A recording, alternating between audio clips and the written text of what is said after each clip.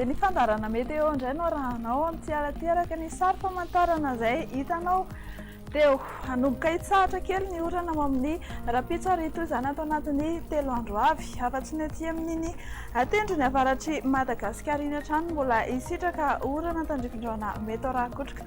Izany hoe ny ala izay malefaka no mandrafitra ny toetry ny andro amin'ny ankapobeny eto amin'ny nositsika. Somary mahery kosa ny onja amin'ny morotsiraka atsimo andrefa ny Madagasikara iny ka mila mitandrina ny mpanjono sy ny tatsambo ary ny mpampiasa ranomasina fa mety hananika hatramin'ny efa metatra ny avy ny onja. Mazava be ny lanitry Madagasikara raha amin'ny rapitso maraina raha arak'izao hitantsika amin'ny sary izao dia hifandimby avokoa ny rahona sy ny masoandro. Amin'ny rapitso tolakandro izay ilay hanorana tandrifin-drahona aty amin'ny tendrony atsimon'ny Madagasikara aty araky ny efa voalaza teny am-piandohana dia hanorana tandrifin-drahona ary mety arakotrika izany any avaratry Madagasikara, izany hoe any amin'ny fatra Diana sy Sava mahazo ny Sofia sy Analanjo Rofiny ary dia hifandimby avokoa ary ny rahona sy ny masoandro amin'ny fatra sisa ho amin'ny rapitso tolakandro. Raha mahakasika ny maripana indray no asiantsika teny fohy dia misy fidinany arak'izany na ny maraina na ny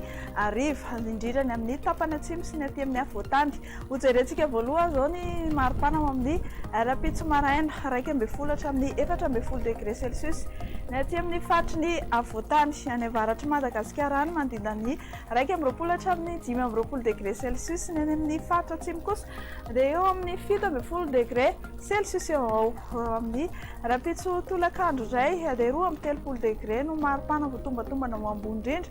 Hitantsika any amin'ny faritany Mahajanga sy ny manodidina azy iny. Dia fanamariana fohy ary raha hivoaka ivelan'ny Madagasikara ianao dia hibalika be ny masoandro amin'ny rapitso any Paris any. Hifandimby kosa ny rahona sy ny masoandro any Nairobi, Milan sy Johannesburg. Ny fatry Bangkok dia hanorana tandrifin-drahona mety arakotrika ho andreo nosy manodidina antsika indray dia hanorana malefaka ho amin'ny rapitso any amin'ny fatry Comore sy ny fatry Seychelles. Hanorana tandrifin-drahona kosa any Maurice, ny fatry La Réunion dia hanorana tandrifin-drahona mety arakotrika. Dia isaorana ianao nanaraka ny fandarana meteo hatramin'ny farany mirary herinandro finaritra ho anareo ny meteo Madagasikara ary manome fotoana amin'ny rapitso indray.